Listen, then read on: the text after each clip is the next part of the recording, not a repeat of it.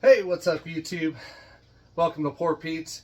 This is another episode on, let me show you one of the bows I messed up on. So this was one of my first Osage bows. I made it a few years ago. I didn't like it. The wood was really thin, and I tried making a bow that was about 60 something pounds overall, and I just didn't feel comfortable. I kept on seeing that the wood was wanting to twist and fracture right here with the pole, and just didn't like it. So what I've done is I put that bow on the side and kept on making other bows. And as I keep on working on bows, I look at it and I'm like, you know what, I ain't finished that, and I think I have the knowledge to be able to finish it now. So one of the stories is a snake actually was in between the house and the shop, and I was walking one summer out, and this snake just struck out at me, and I jumped back, and I seen it was black and it had a little bit of pattern on it, and I ran and got the shovel and popped his head off. And then I started reading about it, and then it's a northeastern water snake. So I was completely wrong for doing that, but I skinned the snake out, saved the skin, you know, use everything that I possibly can. So the skin is on the bow. So I used it to back that little area, and then I sinew wrapped it on top of that. And then my wife said that the bow looked really out of proportion with its decorations. It has a hole on this side, but so I put a little red horsehair on the top of that post knock right there. So let's get a close up of how this bow looks. You can see that little post knock with a little red horsehair. And you can see that, nice at an angle.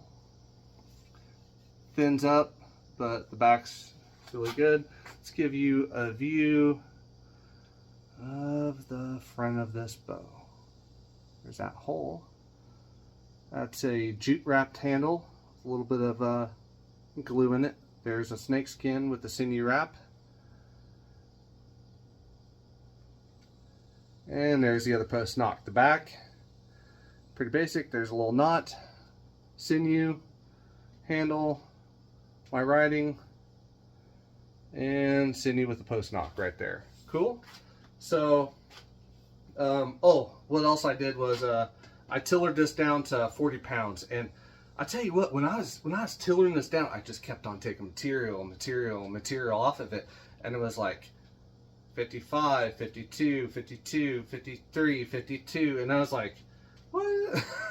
So I just kept on I don't know if anybody else has experienced that, but I just kept on taking more and more material off of it. Finally I got it down to 40 pounds at 26-inch pole, and this is a 53 3/4 overall knock to knock length of bow. So a little over about 2 inches wide, maybe a little bit more than that on the limbs.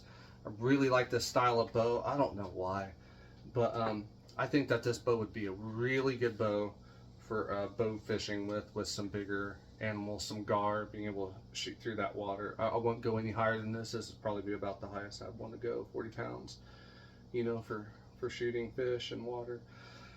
But yeah, I'm gonna gift this to one of my buddies, so I think they'll put it to good use. So yep, that completely fixed that problem. And that's the thing, a lot of times if you're smart enough to stop what you're doing, put it away, you can actually fix it later on in the future.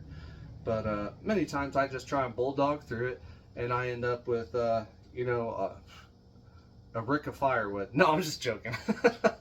But you know, you end up ruining the whole thing if you just try and bulldog right through it. So you know, it's always nice being able to utilize as much as you can, you know. So hey, thanks for watching the video. Until next time.